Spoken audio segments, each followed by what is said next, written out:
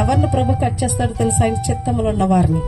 మనం అనుకోవచ్చు, ప్రభు ఏంటి నాకు ఈ శోధన, ఏంటి ఈ బాధలు, ఏంటి అవమానాలు, ఏంటి నిందలు, ఏంటి సమస్యలు, ఏంటి పేదరికం, ఆర్థిక పరిస్థితులు అంటే ప్రభు అంటున్నాడు, నా రూపం నీలో చూడడానికే నేను ఈ మార్గం గుండా నేను నడిపిస్తున్నా.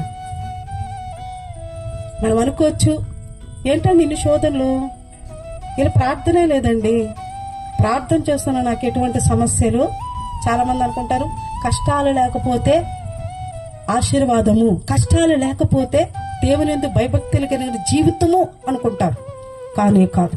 ఎవరైతే శోధనలు వెంబడి, బాధల వెంబడి, అవమానాల వెంబడి, నిందల వెంబడి, సమస్యల వెంబడి వారు ఆ మార్గములో ముళ్ళ మార్గములో వెళుతుంటారు, వారు ప్రభు చిత్తంలో ఉన్నవారు.